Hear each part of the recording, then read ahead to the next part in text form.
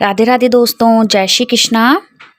जैसा कि आप लोगों को पता है कि आज से 29 अक्टूबर से कार्तिक मास की शुरुआत हो चुकी है। तो इसमें हम रोज एक नई कहानी आप लोगों के लिए लेकर आएंगे। इसमें किस प्रकार तुलसी माता की पूजा की जाती है, उसका महत्व क्या होता है और कार्तिक मास में तुलसी जी की पूजा क्यों की जाती है, ये भी हम इस कहानी में आपको सुनाएंगे और साथ साथ में इनकी कथा भी आपको सुनाएंगे। और अब हम आपको बताएंगे कि कार्तिक मास में तुलसी जी का पूजन किस प्रकार किया जाता है, कैसे किया जाता है, क्यों किया जाता है और इसकी कथा भी हम आपको सुनाएंगे। हिंदू धर्म में कार्तिक मास को सर्वश्रेष्ठ माना गया है। यह महीना आज यानी 29 अक्टूबर 2023 रविवार के दिन से शुरू है। इस मास का समापन कार्तिक पूर्णिमा के दिन होता है, जो कि 27 नवंबर को है। कार्तिक मास सनातन धर्म में बेहद अहम और स्नान दान के लिए खास माना जाता है। इस महीने में तुलसी पूजन का भी काफी महत्व है। मान्यता है कि तुलसी में साक्षात माँ लक्ष्मी का वास होता है।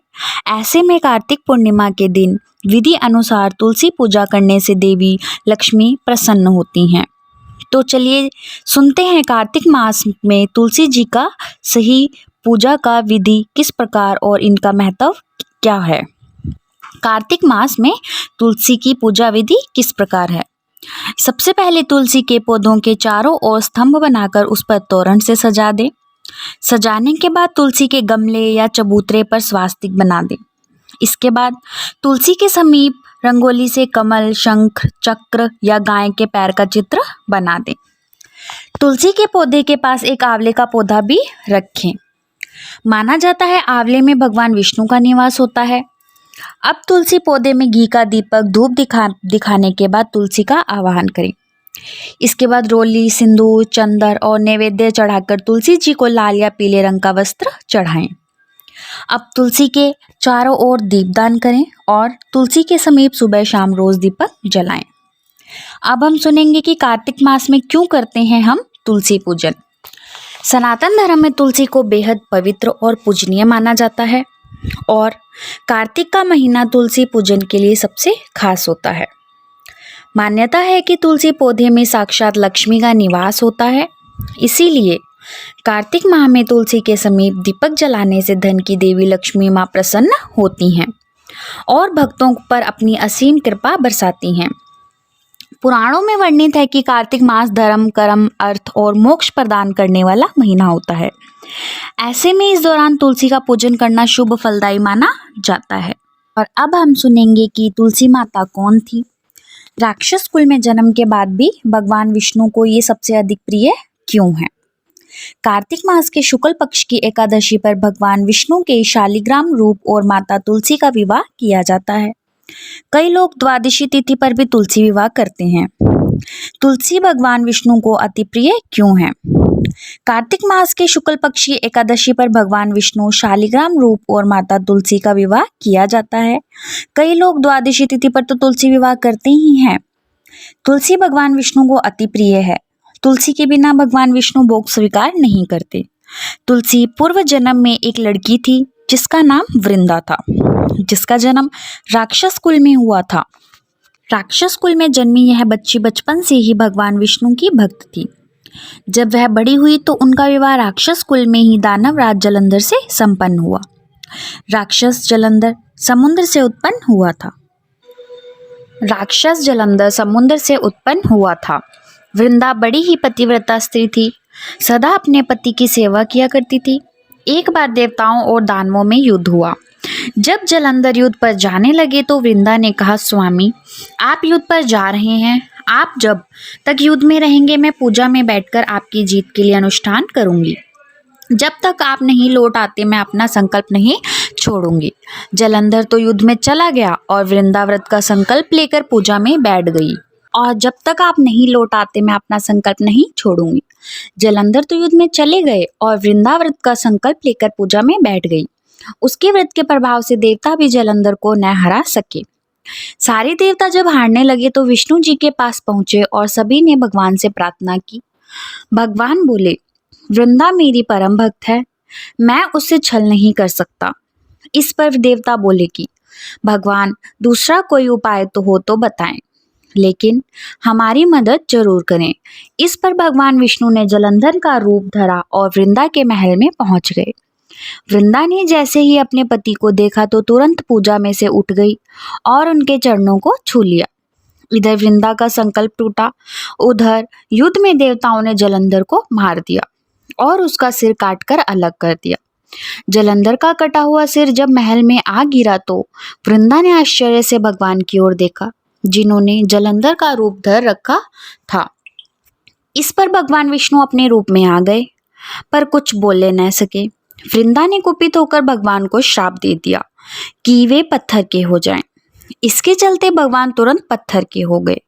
सभी देवताओं में हाहाकार मच गया। देवताओं की प्रार्थना के बाद वृंदा ने अपना श्राप वापस ले लिया। इसके बाद वे अपने पति का सिर लेकर सती हो गई। उनकी राख से एक पौधा निकला।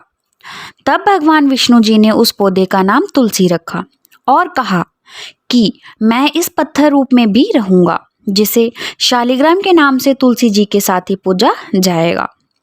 इतना ही नहीं, उन्होंने कहा कि किसी भी शुभ कार्य में मैं बिना तुलसी जी के भोग से पहले कभी भी भोग को स्वीकार नहीं करूंगा। तभी से ही तुलसी जी की पूजा होने लगी। कार्तिक मास में तुलसी जी का विवाह शालिग्राम जी के साथ किया जाता है। साथ ही देव उठावनी एकादशी के दिन इसे तुलसी विवाह के रूप में मनाया जाता है। तो इसलिए कार्तिक मास में तुलसी जी की पूजा का महत्व बताया गया है। अब हम कार्तिक मास के पहले अध्याय की कथा के बारे में सुनेंगे। नेमिषारण्य तीर्थ में श्री सूत जी ने 88,000 सनकादि ऋषियों से कहा, अब मैं आपको कार्तिक मास की कथा विस्तार पूर्वक सुनाता हूँ, जिसका श्रवण करने से मनुष्य के सभी पाप नष्ट हो जाते हैं और अंत समय में बैकुंठ धाम की प्राप्ति होती है। सूत जी ने कहा, श्री कृष्ण जी से अनुमति लेकर देवर्षि नारद के चले जाने के पश्चात सत्यभामा प्रसन्न होकर भगवान कृष्ण से बोले, हे प्रभु, मैं धन्य हुई, मेरा जन्म सफल हुआ। मुझे जैसी त्रैलोक्य सुंदरी के जन्मदाता भी धन्य हैं, जो आपकी 16,000 स्त्रियों के बीच में आपकी परम प्यारी पत्नी बनी। मैंने आपके साथ नारद जी को वह कल्प वृक्ष आदि पुरुष विधि पूर्वक दान में दिया, परंतु वही कल्प वृक्ष मेरे घर लहराया करता है। यह बात मृत्युलोक में किसी स्त्री को ज्ञात नहीं है। हे त्रिलोकीनाथ, मैं आपसे कुछ पूछने की इच्छुक हूँ।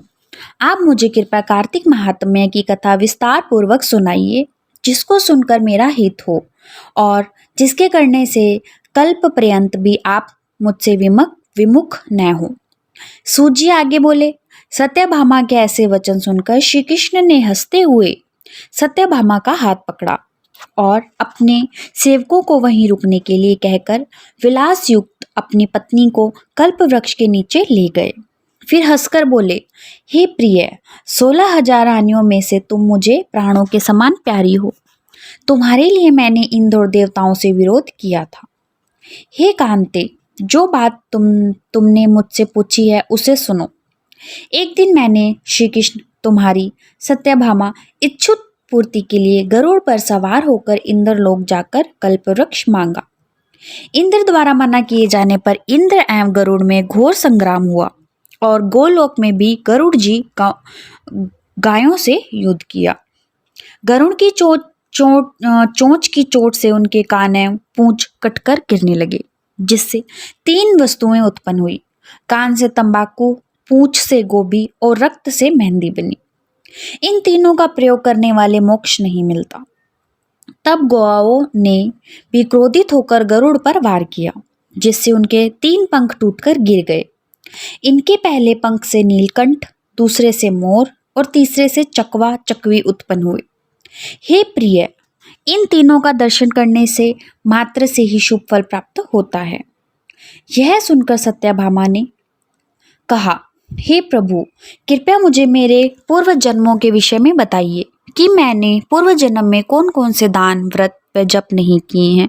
मेरा स्वभाव कैसा था, मेरे जन्मदाता कौन थे और मुझे मृत्यु लोक में जन्म क्यों लेना पड़ा। मैंने ऐसा कौन सा पुण्य कर्म किया था जिससे मैं आपकी अर्धांगिनी हुई। श्री कृष्ण ने कहा, हे प्रिय, अब मैं तुम्हारे द्वारा पूर्व जन्म में किए गए पुण्य कर्मों का विस्तार पूर्वक कहता हूँ, उसे सुनो। पूर्व समय में सतयुग के अंत में मायापुरी में अति गोत्र में वेद वेदांत का ज्ञाता देव शर्मा नामक एक ब्राह्मण निवास करता था। वह प्रतिदिन अतिथियों की सेवा, हवन और सूर्य भगवान का पूजन किया करता था। वह सूर्य के समान तेजस्वी था। वृद्धावस्था में उसे गुणवती नामक कन्या की प्राप्ति हुई। उस पुत्रहीन ब्राह्मण ने अपनी कन्या का विवाह अपने ही चंद्र नामक शिष्य के साथ कर दिया। वह चंद्र को अपने पुत्र के समान मानता था और चंद्र भी उसे अपने पिता की भांति सम्मान देता था। एक दिन वे दोनों कुश व समिधा लेने के लिए जंगल में गए। जब वे हिमालय की तलहटी में भ्रमण कर रहे थे, तब उन्हें एक राक्षस आता हुआ दिखाई दिया। उस राक्षस को देखकर भय के कारण उनके अंग शिथिल हो गए और वे वहां से भागने में असमर्थ हो गए। तब उस काल के समान राक्षस ने उन दोनों को मार डाला। चूंकि वे धर्मात्मा थे, इसीलिए मेरे पार्षद उन्हें मेरे बैकुंठ धाम में मेरे पास ले आए। उन दोनों द्वारा आजीवन सूर्य भगवान की पूजा किए जाने के कारण मैं दोनों पर अति प्रसन्न हुआ। गणेश जी, शिव जी, सूर्य व देवी, इन सब की पूजा करने वाले मनुष्यों को स्वर्ग की प्राप्ति होती है। मैं एक होता हुआ भी काल और कर्मों के भेद से 5 प्रकार का होता हूँ। जैसे एक देवदत्त, पिता, भ्राता आदि नामों से पुकारा जाता है। जब वे दोनों विमान पर आरूढ़ होकर सूर्य के समान तेजस्वी, रूपवान, चंदन की माला धारण किए हुए मेरे भवन में आए, तो वे दिव्य भोगों को भोगने लगे। तो यह थी हमारे कार्तिक अध्याय का पहला अध्याय। आप लोगों को ये अध्याय कैसा लगा हमें कमेंट करके ज़रूर बताएं और हमारे चैनल को लाइक करें, सब्सक्राइब करें और ज़्यादा से ज़्यादा शेयर करें। और कहानी सुनने के लिए हमारे कमेंट में आगे ज़रूर बताएं कि आप और आगे कौन सी कथा सुनना पसंद करेंगे। धन्यवाद। राधे राधे। जय श्री कृष्णा।